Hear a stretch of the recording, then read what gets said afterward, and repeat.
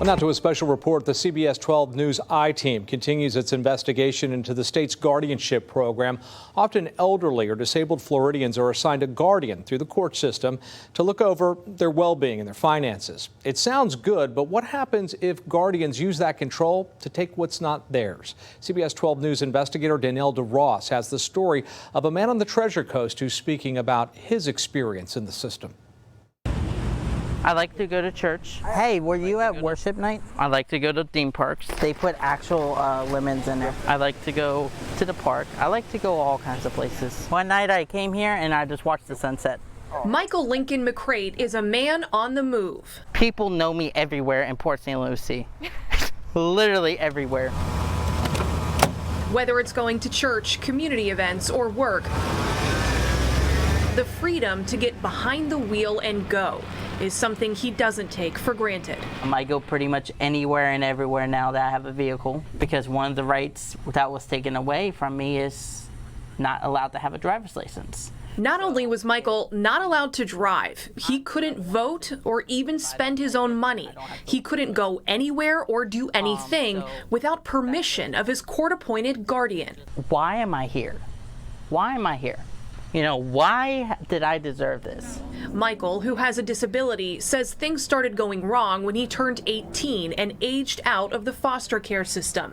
Suddenly, he was being evaluated by doctors and lawyers with no explanation, until a St. Lucie County judge told him someone had petitioned the court to make Michael a ward of the state.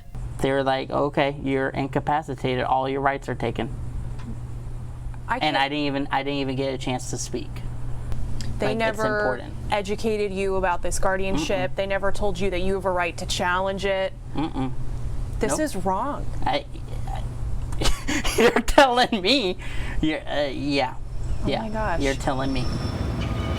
Michael was sent to live in this Port St. Lucie group home that he says felt like jail.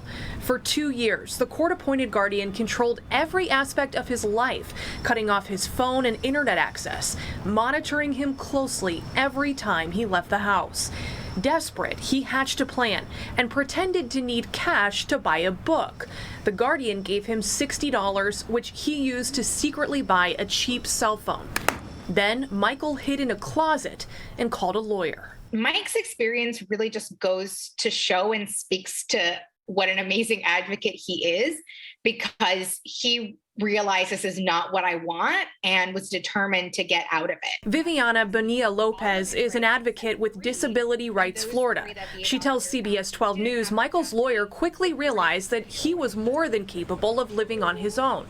So she petitioned the court for a new capacity evaluation, and an independent examiner agreed that Michael should be released from guardianship. Now he's participating in a program called Supported Decision Making. Look at that house way out there. That's beautiful. That means a team of trusted adults, like his pastor, will help advise and guide him when making big decisions.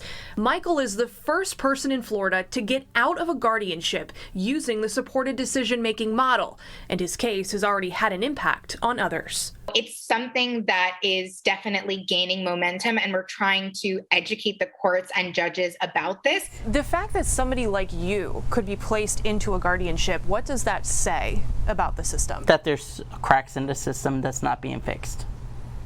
There's major cracks. Today, Michael is working to fix them. Michael, it's good to have you here with us today. He's working on a bill to free other people trapped in guardianships like he was.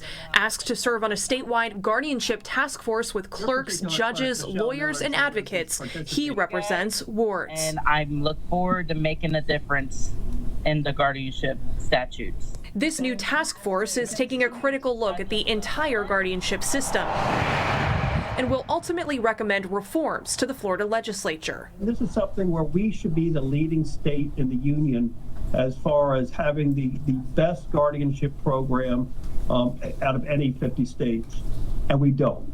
That's the honest truth. Truth found in news stories like this one. And I'm always angry. As the I-Team first reported, guardian Lynrod Douglas was convicted of stealing hundreds of thousands of dollars from his wards. And it goes far beyond embezzlement. Other guardians have been charged with mismanagement, neglect, even abuse. Michael and Viviana want judges to consider supported decision-making first before putting someone in a guardianship. And we're hoping that it will really take a lot of people out of the system of guardianship for whom there are better alternatives out there under Florida law. Too often, she says, judges aren't even aware that they have alternatives, like supported decision-making. How does it make you feel to know that there are people who are suffering just like you suffered? PO'd, upset, ticked, but that's why I'm doing what I'm doing to make a difference in people's lives. In the meantime, Michael is enjoying his newfound freedom. Drive like the wind. He's got a busy social life, What did it taste like? an apartment, When I'm with Guardian Angels, I have full gear. and holds down a job as a security officer at a local country club. If the people who put you in guardianship could see you now, what do you think they would think of your life? They would probably be jealous or ticked just because they said that I would not get my rights back. But maybe they'll be proud of me. You never know.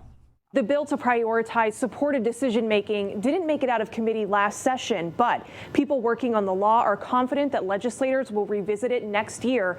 They say right now there is so much more awareness and interest in guardianships, so momentum is growing for reform. Danielle DeRoss, CBS 12 News.